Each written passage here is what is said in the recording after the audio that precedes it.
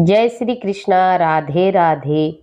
सावन माह में पेड़ पौधे लगाने और दान करने से प्रसन्न होते हैं पितृ और देवता। सावन माह का महत्व कई धर्म ग्रंथों में बताया गया है।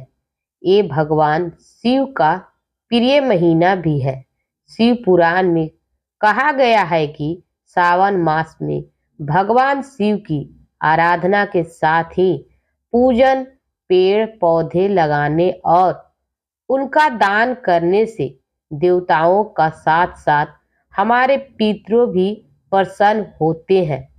पहले अगर आप भी चाहते हैं कि महादेव का आशीर्वाद आप पर बना रहे तो इस वीडियो का एक लाइक करें और चैनल को सब्सक्राइब कर लें और कमेंट में हर हर महादेव जरूर लिखें। पेड़ पौधे लगाने से खुश होते हैं पितृ और देव। श्रावण महीने में बेलपत्र, समीपत्र, शिवलिंग, अशोका, मदार और आंवले का पौधा रोपण करने से भगवान शिव प्रसन्न होते हैं। इसके साथ ही अनार, पीपल, बरगद, नीम और तुलसी लगाने से पितरों प्रसन्न होते हैं। पौधारोपण के साथ ही इन पेड़ पौधों का दान करने से भी उतना ही पुण्य मिलता है। सावन में करें दूध और फलों के रस का दान। सावन महीने में किसी भी चीज का दान करने से कई गुना पुण्य फल मिलता है। इन महीने में रुद्राक्ष, दूध, चांदी के नाग, फलों का रस और आंवला दान करने से जाने अनजाने में किए पाप खत्म हो जाते हैं। साथ ही इन महीने में पौधारोपण करने से पितृ देवता प्रसन्न होते हैं। सावन महीने में हर दिन दीप दान करने का बहुत बड़ा महत्व है। दीप यानी ज्ञान प्रकाश फैलाने की प्रेरणा। दीप पूजन में ही इनका मतलब हमें विद्या दान के क्षेत्र में भी संकल्पित होकर उतना चाहिए ताकि शिव भगवान की कृपा मिले। हिंदू मान्यता के अनुसार सोमवार के दिन भगवान शिव की पूजा के लिए सबसे उत्तम माना गया है। इस दिन शिवलिंग पर जल चढ़ाने से साधक के सभी कष्ट दूर और कामनाएं पूर्ति होती है।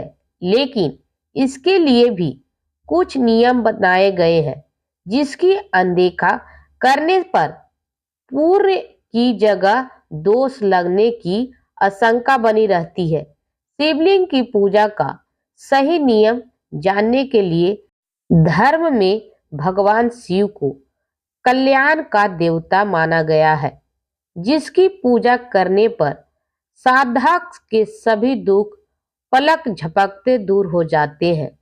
सनातन परंपरा में सोमवार के दिन शिव पूजा के लिए बेहद शुभ माना गया है।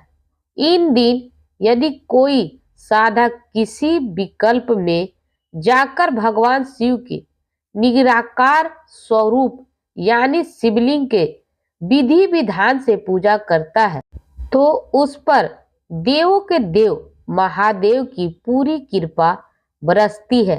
मान्यता है कि शिवलिंग की पूजा करने पर साधक की सभी मनोकामना पलक झपकते पूरी होती है। लेकिन ध्यान रखें कि शिवलिंग की पूजा का भी अपना एक नियम होता है।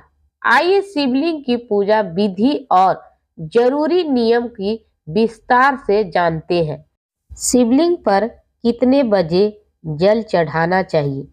यूँ तो भगवान की भक्ति किसी भी समय की जा सकती है, लेकिन पूजा सही समय पर की जा तो शीघ्र फलों की प्राप्ति होती है। ऐसे ही शिवलिंग पर जल चढ़ाने के लिए एक समय सीमा तय की गई है, जिसकी भक्त उन्हें जल अर्पित करे के शुभ फलों का प्राप्ति कर सकते हैं। कहते हैं कि शिवलिंग पर जल चढ़ाने के लिए प्रातः काल 5 बजे का समय काफी उत्तम बताया गया है। सुबह 5 बजे से लेकर सुबह 11 बजे तक शिवलिंग पर जल चढ़ाया जा सकता है। वही शाम के भक्ति शिवलिंग पर जल भूलकर भी अर्पित नहीं करें, वरना आपको पूजा का फल नहीं मिलेगा। नंबर 1, शिवलिंग पर जल अर्पित करते समय इन बातों का ध्यान रखें। नंबर 2, शिवलिंग पर शंख से जल नहीं चढ़ाना चाहिए। नंबर 3, शिवलिंग पर केवल जल चढ़ाएं, उसमें कोई भी सामग्री ना मिलाएं।